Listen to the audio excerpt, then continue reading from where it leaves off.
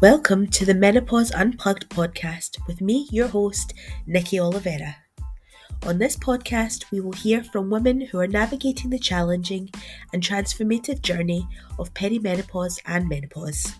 These women have graciously agreed to share their stories and insights, offering a raw and honest glimpse into what it's like to go through this major life transition. From hot flushes to rediscovering themselves, our guests will provide a wealth of knowledge and inspiration for anyone who's going through or will go through menopause. So grab a cup of tea, settle in, and join us for a fascinating and enlightening discussion.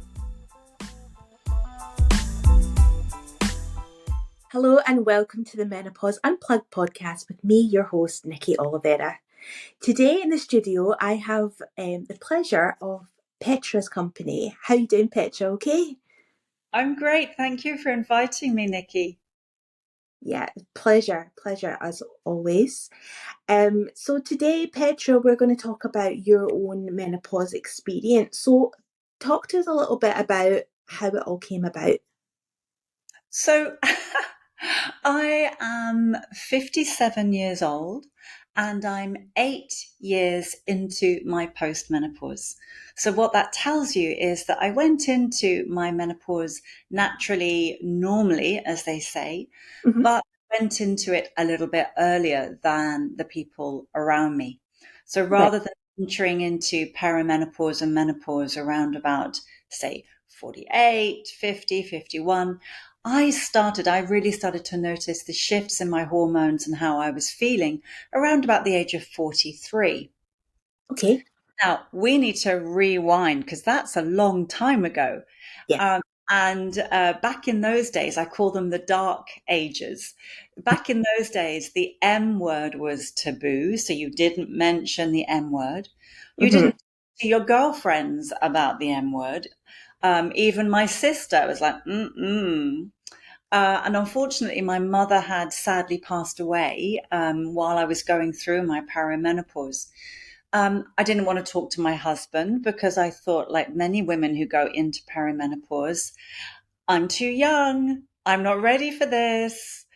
And also, there was just a lack of information. So at that time, I'm one of those women who just thought, I'm going mad. I'm going insane. What is going on? Happening to my body?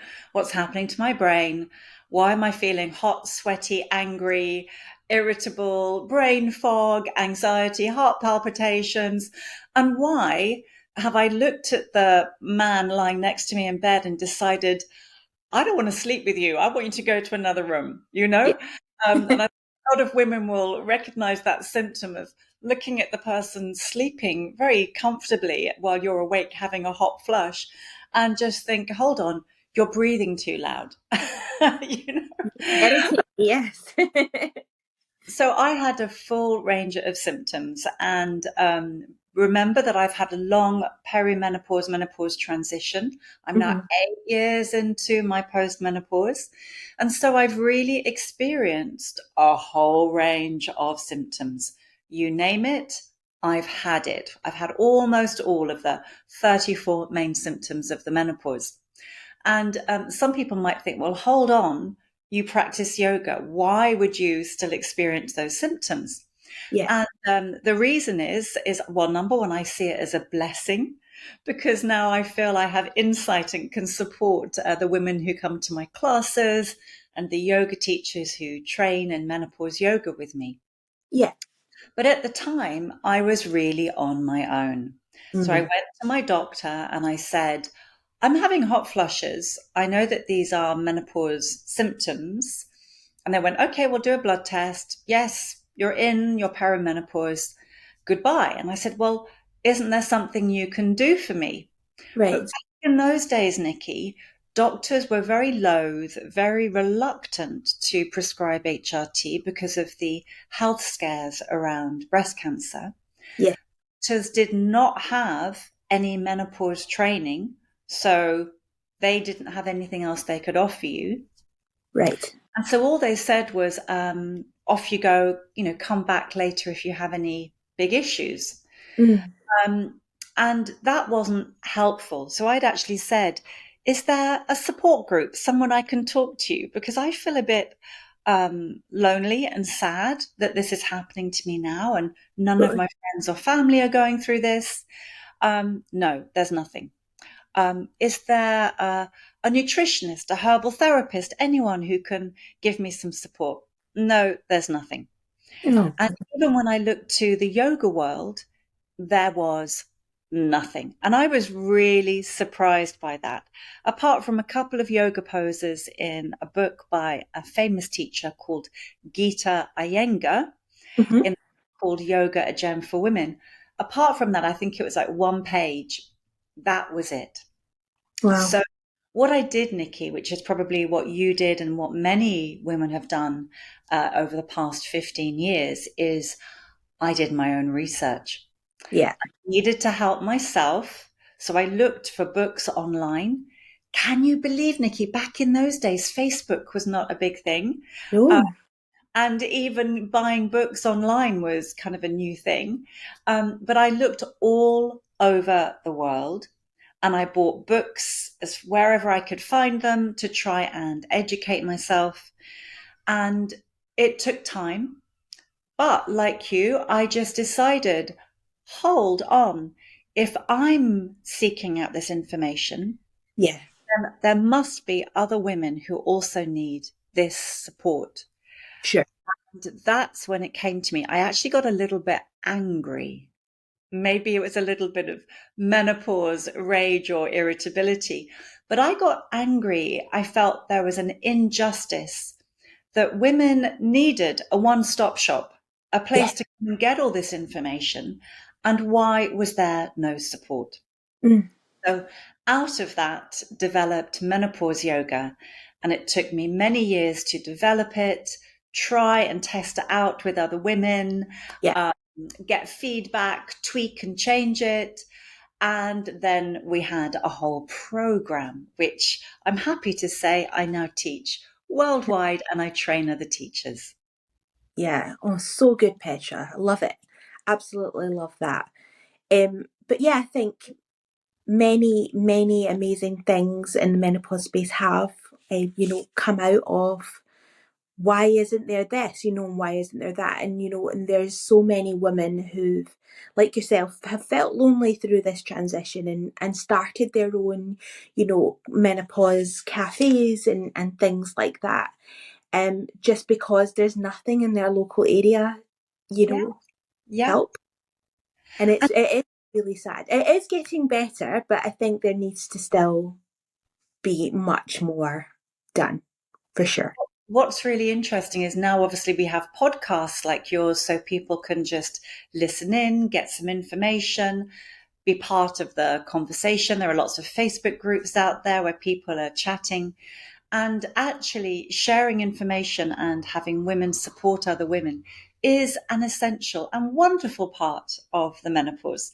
So I think things have really shifted. There has been a menopause revolution where Yeah. we were talking about the lack of information. So we are now in a menopause revolution Hmm. in the UK.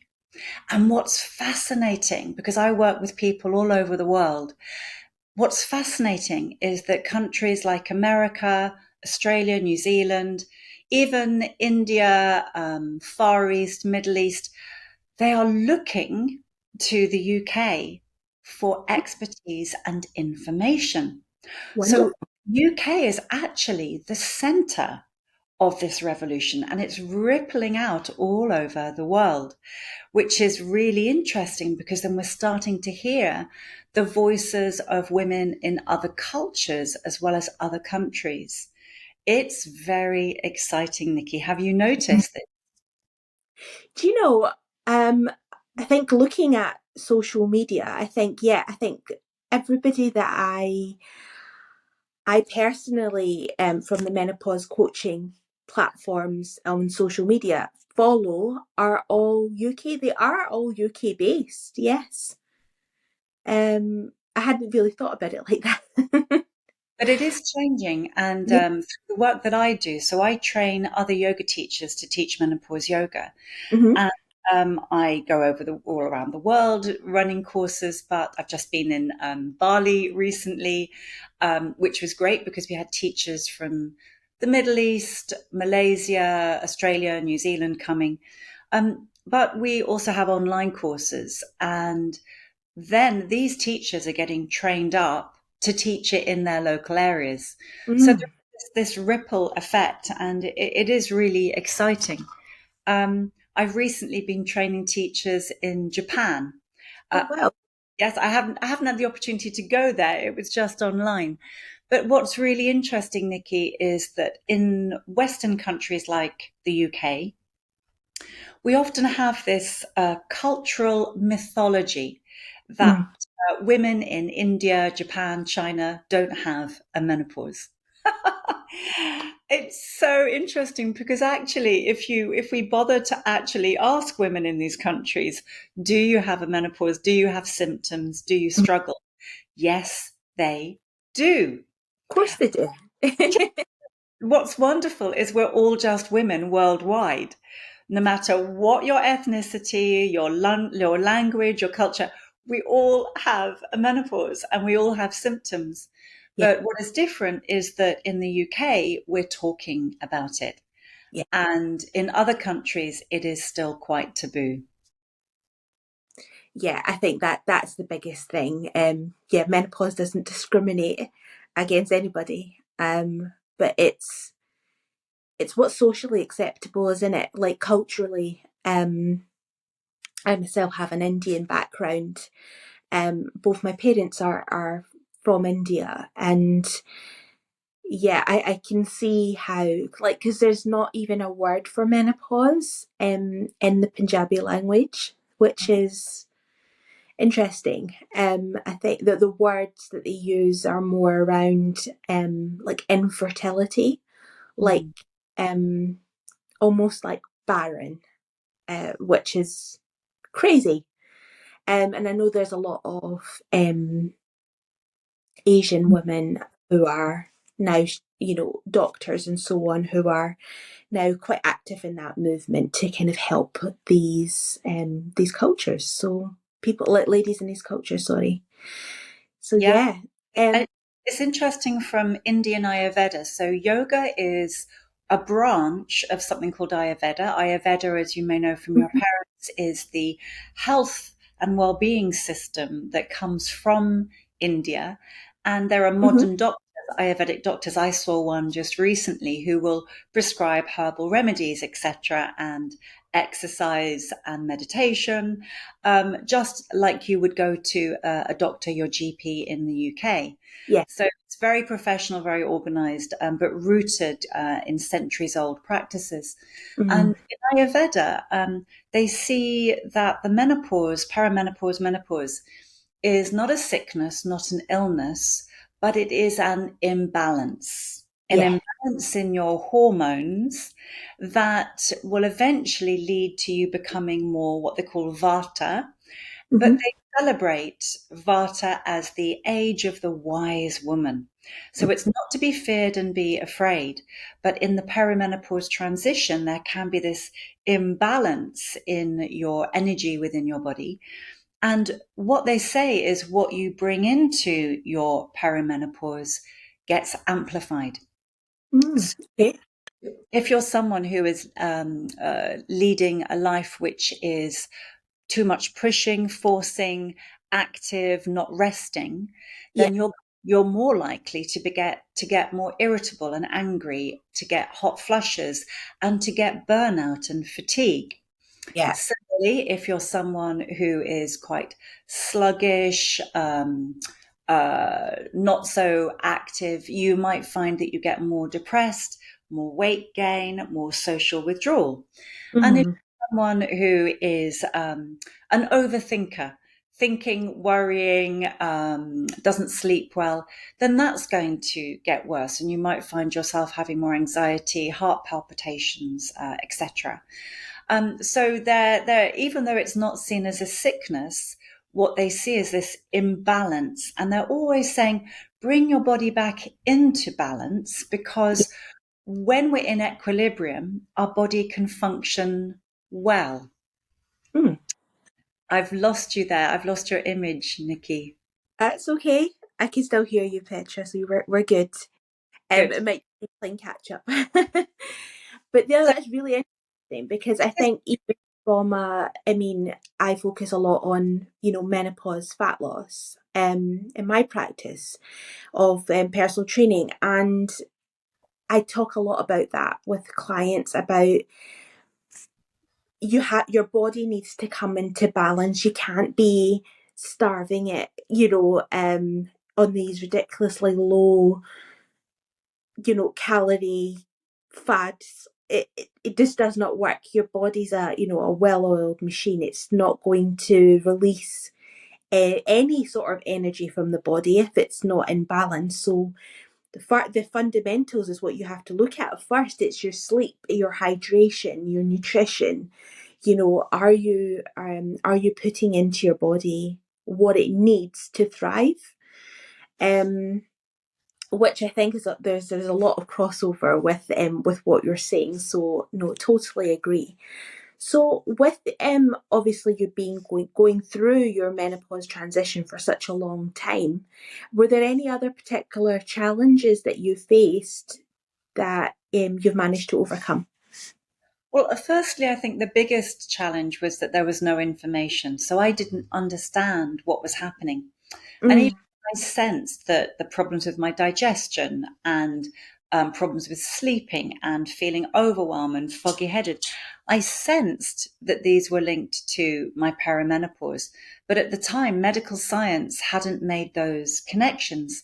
Even right. something as basic and fundamental as frozen shoulder and lumbar spine pain, sacroiliac joint soreness, these are Mm, actually really common areas for women going through perimenopause, where they get inflammation in the joints and muscles caused by the fluctuations in estrogen and then the eventual decline.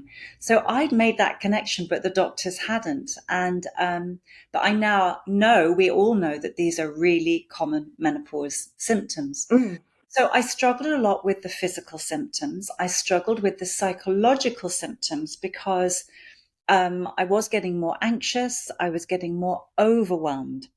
And it took many, many years for people to accept that word, overwhelm, yeah. where you might be functioning. I was working in an office where I was the head of department. I used to actually be, in my previous work, a journalist and producer for the BBC.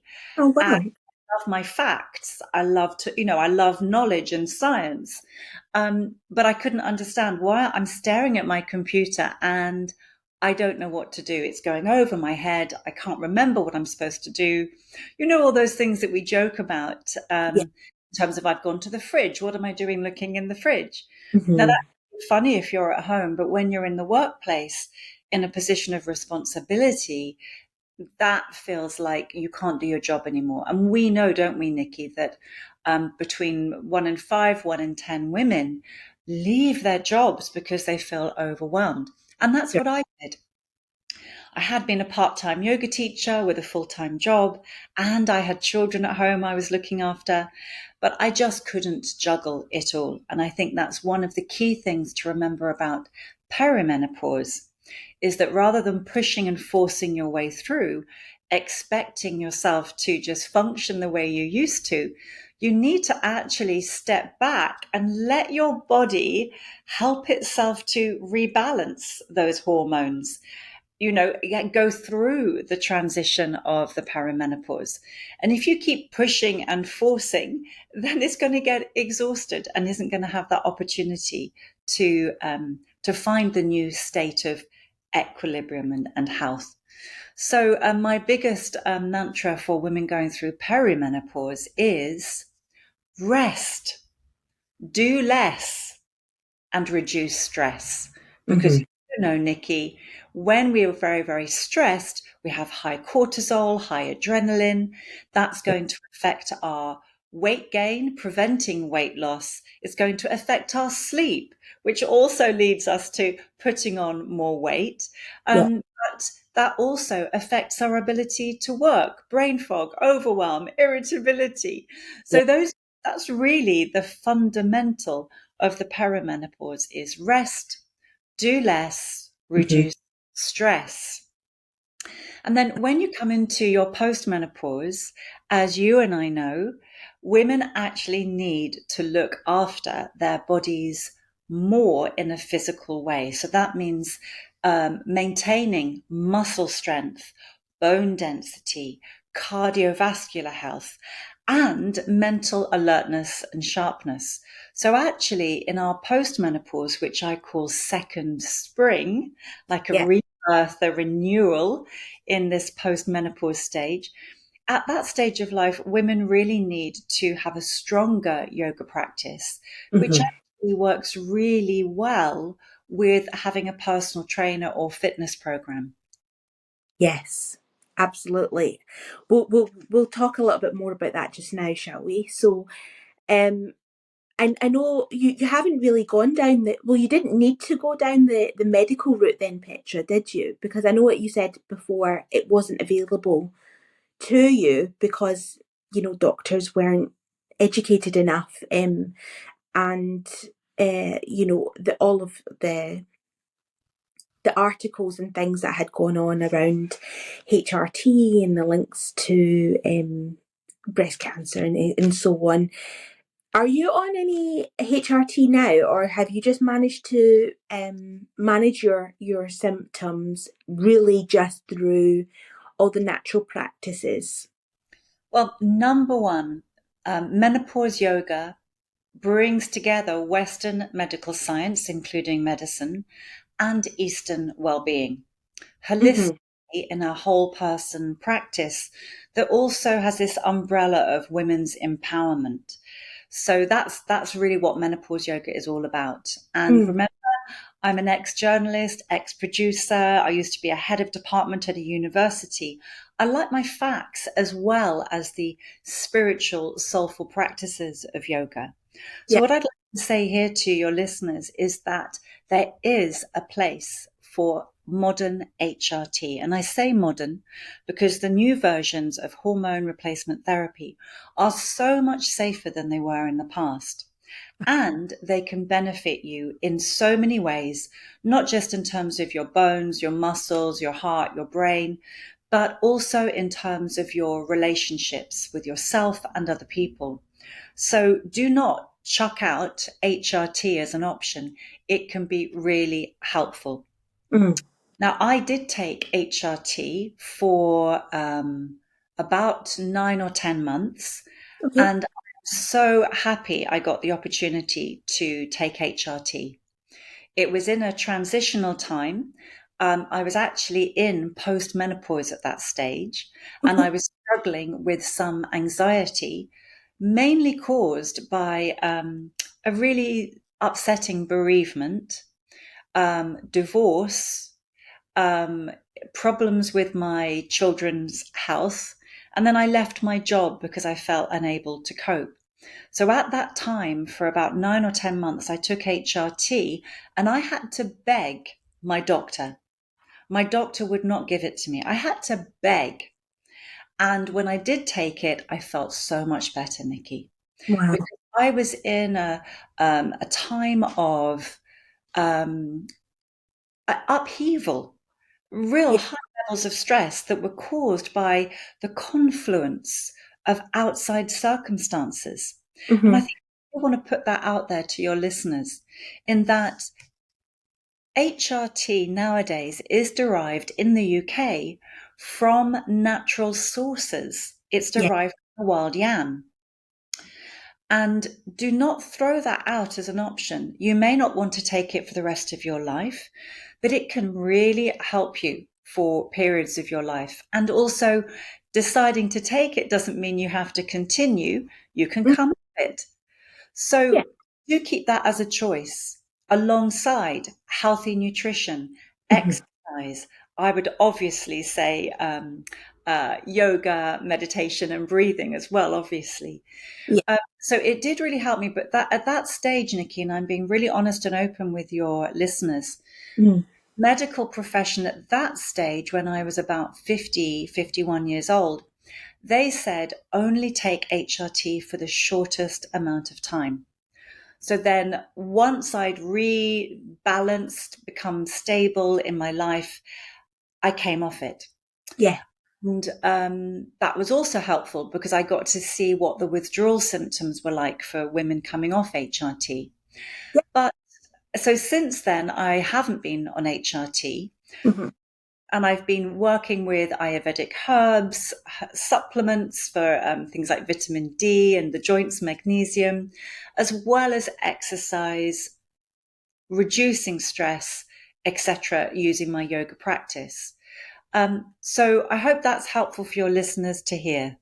Absolutely. Yeah. I think, you know, being able to look at your whole journey holistically is really, really important, because we're not just saying, one way or the other. It's what works for you. And I think that's really, really important, because we are all individuals.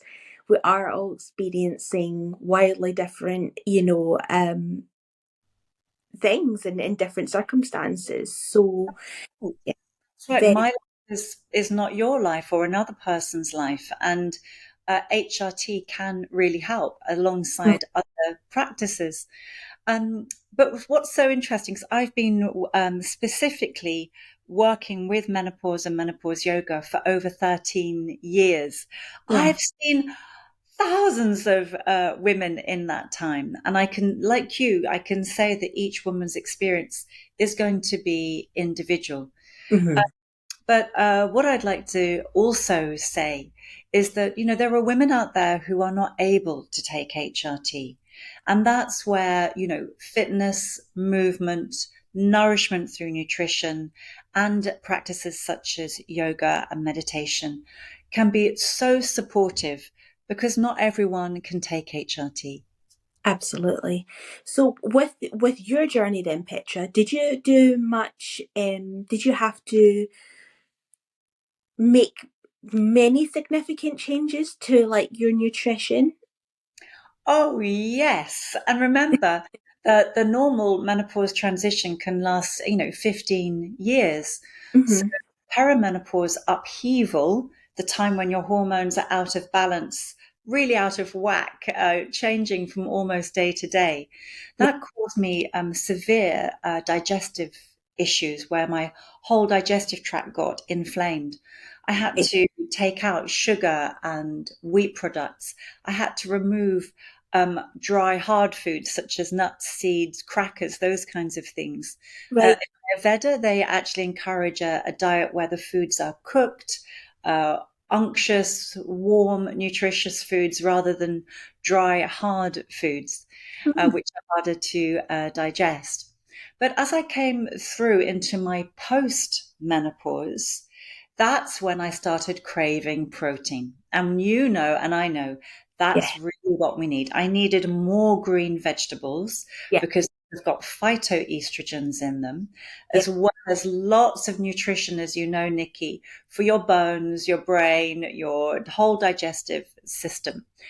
So lots of green leaf vegetables and lots of protein. So I've started eating a lot of fish, Mhm. as well as I do have soy tofu products as well. And I have to have ground nuts and seeds. I still can't eat them when they're raw and hard. Yeah. Uh, so yeah, I completely changed my diet. During the perimenopause transition, alcohol I couldn't process. It just Mhm. caused flushes and night sweats. Caffeine, especially coffee, would give me headaches and not allow me to sleep. Now Yeah. that I'm in my postmenopause, I can still drink actually a little coffee if I want to, but I Hmm. can't drink the alcohol. It's too dehydrating. But I think Yeah. the big shift, Nikki, and you've probably seen this when you're working with your individual clients, the big shift is that rather than seeing these as things that I have to give up and being sad that I can't, eat, big cakes and sugary foods and bread and all of those things, actually, I embrace it and say, wow, my body is actually healthier than it's ever been the whole of my life. And actually, I have more energy now. Hmm. I feel fantastic physically in my body and my mind. And so I now positively embrace the whole of our menopause journey, because what it enables us to do is let go of anything that is no longer supporting you, whether Yeah. that's your nutrition, your work, your relationships, your lifestyle, and you can actually become healthier and happier in your second spring, which I think is a wonderful thing, don't you? I absolutely couldn't agree more. I think it's not a time of a woman's life where life has to be over or it's ruined or I'm old and past it. Absolutely not. Like, embrace it. It's your opportunity to really revamp and design your life to what you want it to be. Yeah, couldn't agree more with what you've just said. And also, what's often missed when people talk about the menopause is that in traditional Chinese medicine, so I always like to look to the East and hear any wisdom they have. In traditional Chinese medicine, they don't see menopause as an end of fertility, end of reproductivity. They see it as a gateway, an awakening Yeah, to stepping into this second spring. So if your teenage years were your first spring, your yeah. womanhood was your summertime of flowering and abundance, your autumn is your perimenopause, where you need to let go of what is no longer needed, what no Mm. longer supports you. Your winter is your menopause, a time of rest. Let your body rebalance. Then you're going to have that energy and the resources to step into your second spring. And that's when your body becomes your own again. You're not using it for reproductivity or anything else. Your body becomes yours. And in traditional Chinese medicine, Nikki, they have this idea that, in your normal monthly menstrual cycle, you have this energy circling around your womb space that causes the menstruation. Well, they say in postmenopause, instead of losing that energy, that chi, through your menstruation, instead it circles from the womb space back up to your heart. Mm. So it creates this beautiful cycle where you get to be nourished by this internal energy. And then what you'll notice is women start to be creative. Yeah. So instead of being procreative, that's gone. Now they are creative. Oh my gosh, Nikki, I see women coming to me who say to me, I remember when I was a teenager, I used to really enjoy singing. I'm going to go join a choir. Yeah. Or I've, I've always wanted to write a book or some poetry. Or I've always wanted to go traveling. Or I remember when I was younger, I used to like riding a motorbike. I've had women coming to me saying, I've um, bought a share of a horse so I can go horse riding at the weekends, because Hmm. they used to do that when they were teenagers. One woman I know, she sent me a photograph of herself in leather jacket, leather trousers on a motorbike riding through India on a motorbike. I was like, oh my gosh, look at these amazing, awesome women in their second spring. So that's another thing we don't really hear about, is how we can become more creative. Yes. And I think that's really interesting because I think even with myself, going through from my 20s into my 30s, I did a lot of reflecting of, what did I enjoy doing when I was younger, hobbies and so on, because I think all of that kind of takes a back step when you're growing up and stresses of life kind of come into play, and you're meeting your partner and things are different, and then of course you go on to having children, um and then you kind of forget about yourself a little bit, and I think that obviously that carries through into perimenopause and so on. So it's nice to hear that it is many women who experience that. Let's get back to who we are, what we enjoy, and really embracing that. So I love that. I think that's great. And what's wonderful, Nikki, is that you're kind of one step ahead. You've already started that process. And that's also a really important message to send out to anyone listening, that whether it's women of your age or younger, maybe we're talking to our daughters or our nieces or cousins or our friends, we don't need to wait until we get to our perimenopause to make these life changes. Yeah, We can actually prepare for perimenopause. And in fact, if you come into your perimenopause already having a balanced life and lifestyle, already looking after your bones, your brain, your muscles, your nutrition, then you're going to have a smoother transition. I think the biggest issue in the past has been that we didn't have the education to know what we needed to do to prepare. So again, yeah, I'd say you're never too young to start looking after your body, your brain, and your soulful emotions. yeah. Amazing, Petra. Yeah, I think that's amazing advice for like you said, anyone who's about to go through menopause or who's currently going through it at the moment. So many amazing pieces of information that they can take from today's conversation. So I'd like to take this opportunity to thank you again for coming on. And I shall link where people can find you on social media as well in the show notes. So yeah, we'll speak again soon. Take care. Bye, everyone. Thank you for tuning in to Menopause Unplugged. I hope you found the conversation to be informative, enlightening, and empowering. Remember, menopause is a natural part of a woman's life journey, but it doesn't have to be a lonely one. Whether you're experiencing perimenopause or menopause, my menopause coaching program can provide reassurance and guidance. Please do reach out to me through my contact details on the show description. And until next time, take care.